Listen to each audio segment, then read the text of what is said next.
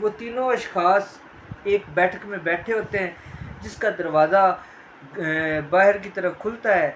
तो वो उस दरवाज़े से देखते हैं कि एक घुड़सवार, जिसने अपना मुँह सर जो है वो एक कपड़े से लपेटा होता है, और वो घोड़े को सरपट दौड़ाता हुआ उनकी तरफ आ रहा होता है। पीछे से धूल उड़ रही होती है। तो वो जब उनके पास आता है तो उसको देखकर कहते हैं कि ये कोई मर्द नहीं है, ये तो कोई औरत है, ये कोई लड़की है। तो वो मुँह से वो निकाब हटा देती है और वो कहती है कि बिल्कुल मैं एक लड़की ही हूँ। तो ये बात ये काम जो मैंने किया है, इस वजह से सिर्फ़ किया है कि मैं आपकी ज़हनी सतह को देखना चाहती थी कि आप ज़हनी तौर पे कितने चाक़ चौबंद हैं।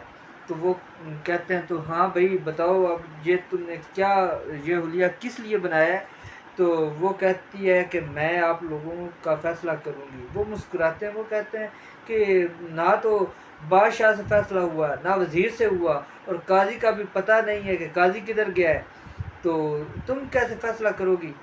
तो वो कहती है कि मैं फ़ैसला करूँगी, और मैं आपको वही शख्स बताऊँगी जिसने ये मोहरा उठाया हुआ है। तो पहले उससे मैं आपको एक कहानी सुनाऊँगी। वो कहानी सुनाने के बाद मैं आपसे सवालात करूँगी। उन सवालात का जवाब देने के बाद मैं आपको फ़ैसला सुना दूँगी। वो कहते हैं ठीक है। वो उनको कहानी सुनाती, वो कहती है कि 2 दोस्त होते हैं, बड़े गहरे दोस्त होते हैं। उनमें से एक जो है मेले पे जाता है, और मेले पे जाकर उसकी मुलाकात एक खूबसूरत लड़की से होती है। उसको वो एक बार ही मिलता है, लेकिन वो पहली नज़र में ही उससे मोहब्बत कर बैठता है। उसको इतनी मोहब्बत होती है कि वो सारे मेले में उसको ढूँढता रहता है, लेकिन दोबारा उसको वो नज़र नहीं आती। तो वो बड़ा परेशान होता है, और उसको बड़ा इज़्तिराब भी होता है, और वो बड़ा मुश्ताक होता है इस बात का कि दोबारा उससे उसकी मुलाकात हो जाए, लेकिन उसकी उससे मुलाकात नहीं होती। फिर वो हर साल मेला लगता है, वो हर साल जाता है, हर साल जाता है, हर साल जाता है। काफ़ी साल गुज़र जाते हैं, लेकिन उसको दोबारा उस मेले पर वो लड़की नज़र नहीं आती। जब वो लड़की नज़र नहीं आती उसको, तो उसके घर वाले जो हैं उसके लिए बड़े परेशान होते हैं, और वो अपना जो है खाने पीने का भी ध्यान नहीं करता, और बड़ा परेशान रहता है। तो घर वाले परेशान होते हैं कि पता नहीं इसको क्या हो गया है। वो अपने दिल की बात किसी को बताता भी नहीं, हालांकि उसका इतना प्यारा और इतना अच्छा दोस्त होता है, उसको भी नहीं बताता। तो उसके वालिदैन ना उसको कारोबार के सिलसिले में कहीं शहर से बाहर भेजते हैं, तो वो जाने को तैयार नहीं होता। वो उसके दोस्त से बात करते हैं कि इसको तुम मनाओ। वो जब उसको मनाने के लिए जाता है, तो वो उसको सारी कहानी सुना देता है। तो वो कहता है ये वजह है, इतने साल हो गए वो खूबसूरत चेहरा मुझे फिर दोबारा नज़र नहीं आया, तो मैं क्या करूं, मैं नहीं जा सकता। तो मैं तो अब वो मेला आने वाला है, तो मैंने तो उसको फिर ढूंढने जाना है, तलाश करने जाना है। तो तुम बताओ अब मैं क्या करूं? वो उसको यकीन दिलाता है। वो कहता है कि ऐसा करो कि उसकी जगह तुम्हारे लिए उसको मैं तलाश करता हूँ। वो कहता है कि तुम कैसे तलाश करोगे? वो कहता है मैं मुसव्विर हूँ ना, तो तुम मुझे उसका हुलिया बताओ, तो मैं तस्वीर बना लूँगा।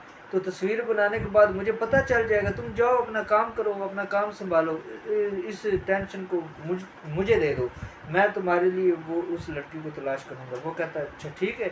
वो उसको उसके सारे नकूश, चेहरे के नकूश बताता है। तो वो ना अच्छे तरीके से उसकी पेंटिंग बनाता है। जब उसका स्केच बना लेता है तो उसको दिखाता है, तो वो कहता है यार ये तो बिल्कुल कमाल हो गया, तुमने तो बिल्कुल उसका हूबहू लिया बना दिया है। वो कहता है अच्छा तो ठीक है, अब तुम जाओ अपने काम पर, और ये ज़िम्मेदारी तुम मुझे दे दो। तो वो अपने काम पे चला जाता है, और उसका दोस्त जो होता है, जब वो मेला लगता है तो उसकी जगह उसका दोस्त जाता है। तो वो मेले में उसको तलाश करता रहता है, करता रहता है, उसको नहीं मिलती। फिर वो क्या होता है कि कुछ अरसे बाद उसके वालिदैन उसकी शादी की डेट फिक्स कर देते हैं, और उसकी शादी हो जाती है। यानी कि पहले दोस्त की नहीं, दूसरे दोस्त की, जिसको ज़िम्मेदारी वो दे जाता है कि जिसने स्केच बनाया होता है कि मेरी जो महबूबा है उसको तुम ढूंढो। उसकी जब शादी होती है तो शादी की पहली रात ही जब वो अपनी बीवी का घूंघट उठाता है तो वो देखता है तो वही स्केच वाली लड़की उसकी बीवी होती है। तो वो बड़ा परेशान होता है। उसकी बीवी कहती है कि क्या बात है, आप परेशान हो गए? वो कहता है कि मैं परेशान हो गया हूँ लेकिन मैं तुम्हें अपनी परेशानी बता नहीं सकता। वो कहती है क्यों, क्या हुआ, आप मुझे परेशानी बताएं तो सही। वो कहता है कि सारा वाक़या उसको सुना देता है कि ऐसे ऐसे हुआ था, तुम तो वो लड़की हो जिसको मैं अपने दोस्त के लिए तलाश करता रहा, लेकिन तुम तो अब मेरी बीवी बनकर आ गई और मेरे लिए फ़ैसला करना मुश्किल है। अगर मेरे दोस्त को पता चलेगा तो मेरी दोस्ती पे हर्फ आ जाएगा।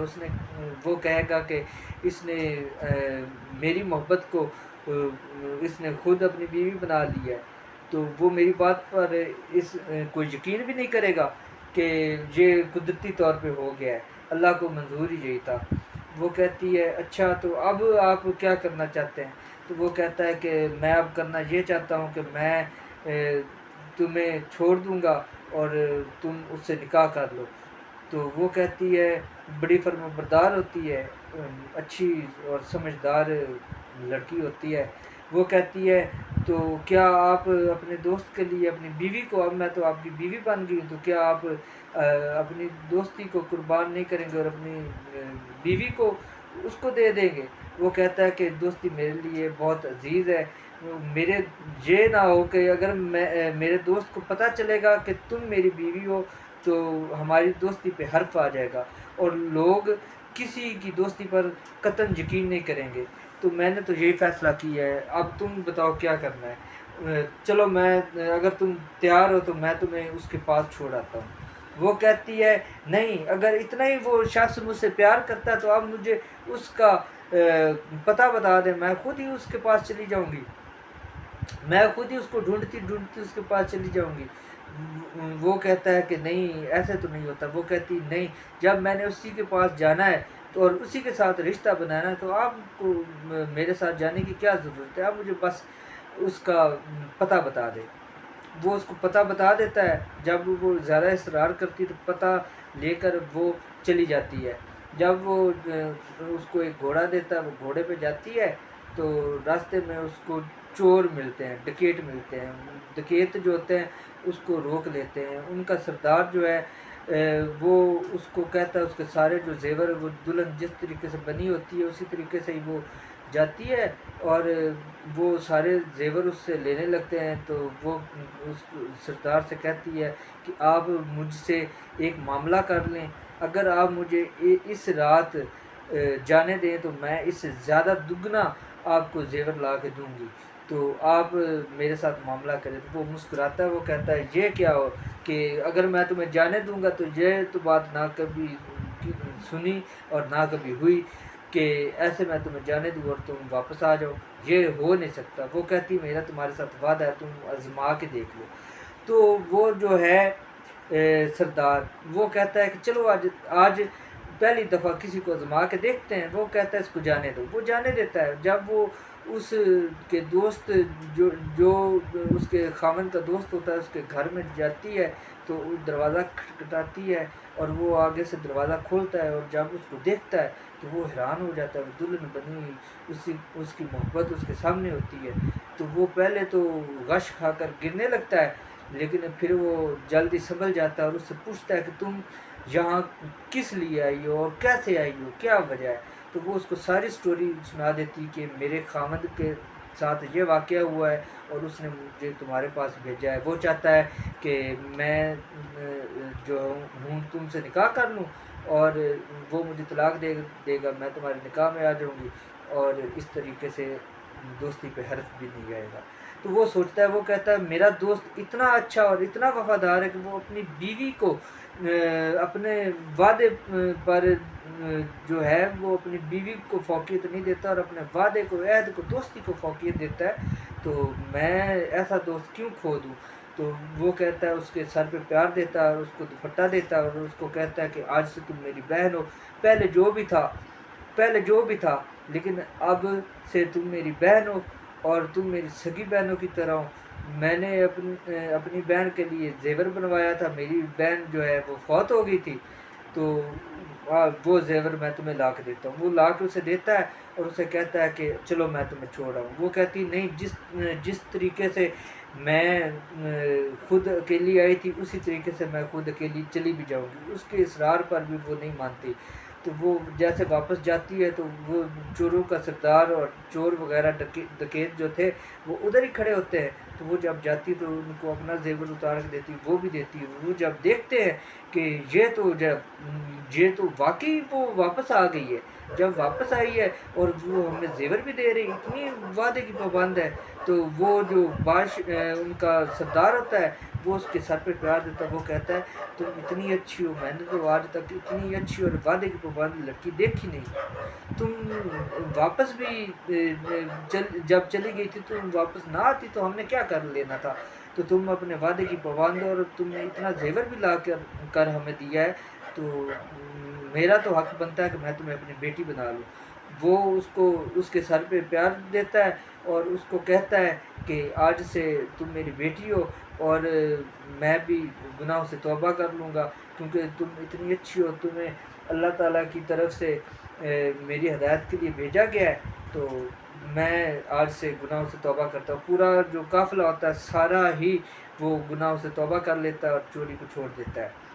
तो अब वो जो लड़की है जो कहानी सुना रही होती है, यानी कि काजी की बेटी, वो कहती है कि अब सवाल का टाइम आ गया कि अब मैं आपसे सवाल करूंगी और आप लोग मुझे इसका जवाब देंगे। वो कहते हैं कि पूछो। वो कहते हैं कि आप तीनों बताएं, इनमें से पहला दोस्त अच्छा था जिसने अपनी बीवी को अपनी दोस्ती पर फौकियत नहीं दी और अपनी बीवी को अपने दोस्त के पास भेज दिया, कि दूसरा दोस्त जिसको जब ये पता चला कि ये अब मेरी मोहब्बत नहीं रही, ये मेरे दोस्त की बीवी बन चुकी है, तो उसने उसको बहन बना दी और अपना और भी ज़्यादा जेवर लाकर उसको दिया, कि वो चोर सबसे अच्छा है जो उसको अपनी बेटी बना लेता है और फिर तौबा कर लेता है गुनाहों से। तो वो जो बादशाह का बेटा होता है वो कहता है पहला दोस्त अच्छा है जिसकी शादी हो गई थी और अपनी दोस्ती पर उसने फौकियत, अपनी शादीशुदा ज़िंदगी की दोस्ती पर फौकियत नहीं थी।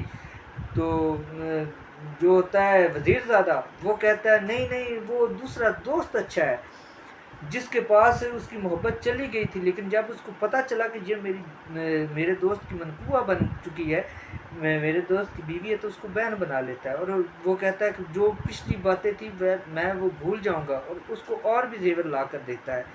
वो वाला सबसे अच्छा बंदा है।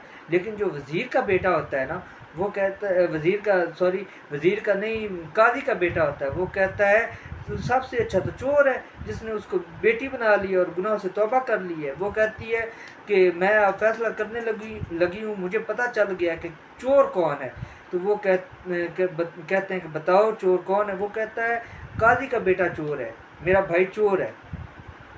वो जब वो फैसला सुनाती है तो वो जो काजी का बेटा होता है वो अपनी जेब से मोहरा निकाल के रख देता है। तो सब हैरान हो जाते हैं। ये मामला बादशाह के पास भी जाता है, वज़ीर के पास भी जाता है, और वो इस बात से हैरान परेशान हो जाते हैं कि हमसे फ़ैसला नहीं हो सका, ना काजी से, ना बादशाह से, ना वज़ीर से।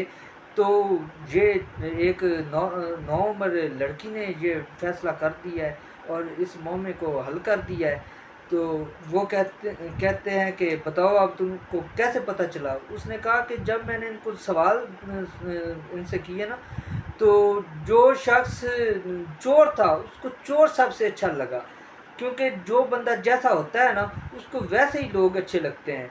तो मैंने इस वजह से फ़ैसला किया कि यकीनन जिसको चोर सबसे ज़्यादा अच्छा लगा है वही चोर हो सकता है। तो मैंने इस वजह से अपने भाई को चोर साबित किया और बताया कि ये चोर है, तो वाकई उसके पास से निकली है।